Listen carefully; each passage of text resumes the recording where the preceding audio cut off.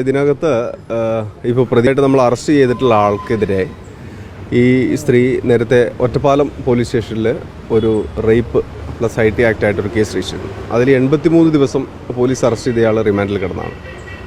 അതിൻ്റെ ഒരു പ്രതികാരമാണ് പ്രധാനമായിട്ട് ഇവരെ കൊല ചെയ്യാനുള്ള ഒരു മോട്ടിവേഷനായിട്ട് പോലീസ് ഇപ്പോൾ മനസ്സിലാക്കിയിരിക്കുന്നത്.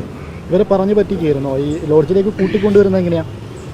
ലോഡ്ജിലേക്ക് കൂട്ടിക്കൊണ്ടുവരുന്നത് ആ കേസ് സെറ്റിൽ ചെയ്യാം എന്ന് പറഞ്ഞിട്ടാണ് ഇവരെ കൂട്ടിക്കൊണ്ടുവരുന്നത്. അത് ഈ 2024 തന്നെയുള്ള കേസാണ്. അയാൾ റിമാൻഡിൽ നിന്ന് ഇറങ്ങിയിട്ട് കുറച്ച് കാലമായിട്ട്.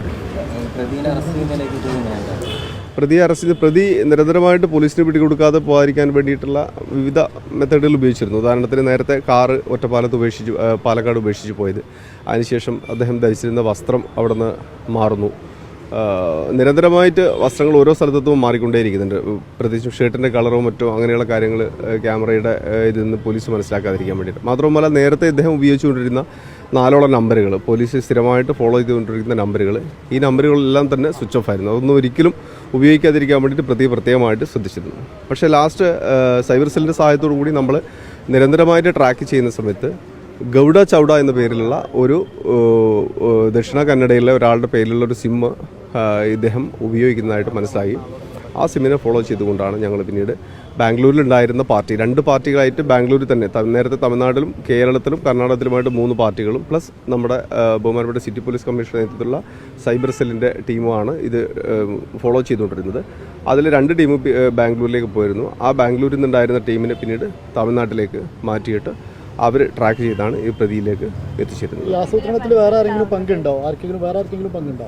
അത് കൂടുതലായിട്ട് നമുക്ക് ചോദ്യം ചെയ്യേണ്ടി. ഇപ്പോൾ സമയക്കുറവ് മൂലം പൂർണ്ണമായിട്ട് നമുക്കൊരു ചോദ്യം ചെയ്യൽ നടന്നിട്ടില്ല. ഇദ്ദേഹം ബസ്സിൽ ഡ്രൈവറായിരുന്നു. ആ സമയത്തുള്ള ഒരു പരിചയമാണ്. നേരത്തെ കുറച്ച് കാലമായിട്ട് ഇവർ ഫാമിലി സുഹൃത്തുക്കളായിട്ട് ഉണ്ടായിരുന്നു. അങ്ങനെയുള്ളൊരു ബന്ധം ഇവർ തമ്മിലുണ്ട്.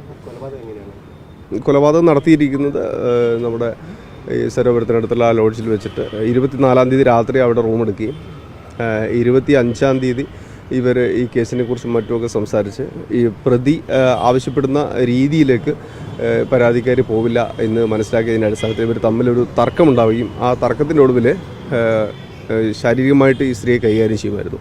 അപ്പോൾ പെട്ടെന്ന് സ്ത്രീ ഭയങ്കരമായിട്ട് ബഹളം വെച്ചപ്പോൾ നേരത്തെ റേപ്പ് കേസിൽ പ്രതിയായിട്ടുള്ളതിൻ്റെ ഓർമ്മയുള്ളത് കൊണ്ട് തന്നെ വീണ്ടും തന്നെ മറ്റൊരു റേപ്പ് കേസിലേക്ക് കൊണ്ടുപോകും എന്ന് വിചാരിച്ചിട്ട് ഇവരെ സൈലൻ്റ് ആക്കാൻ വേണ്ടിയിട്ട് ഇവരുടെ വായ പൊത്തി പിടിക്കുകയും പിന്നീട് കഴുത്തിനമർത്തുകയും കിടക്കയിലേക്ക് കിടത്തിയിട്ട് കഴുത്ത് ബലമായിട്ട് പിടിച്ച സമയത്താണ് ഈ സ്ത്രീ ശ്വാസം മുട്ടിയിട്ട് മരണപ്പെട്ടു പോകുന്നത്. അതുകൊണ്ട് തന്നെ പ്രത്യക്ഷത്തിൽ ശരീരത്തെ നമുക്ക് പോലീസിന് കാണാവുന്ന പരിക്കുകളൊന്നും തന്നെ ഉണ്ടായിരുന്നില്ല. പിന്നീട് ഫോറൻസിക് സർജൻ്റെ ഓട്ടോപ്സിയിലാണ് നമുക്ക് കഴുത്തിന് ചുറ്റും അകമ്പാകത്തായിട്ട് തൊലിക്ക് ഉള്ളിലായിട്ട് പരിക്കുകൾ ബോധ്യമാകുന്നത്.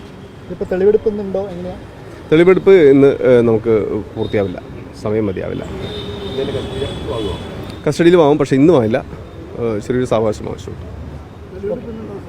എന്തോ തെളിവെടുപ്പ് 2 ദിവസം, ഒരു ഞായറാഴ്ച തിങ്കളാഴ്ചയോട് കൂടി മിക്കവാറും തെളിവെടുപ്പുണ്ടാവും.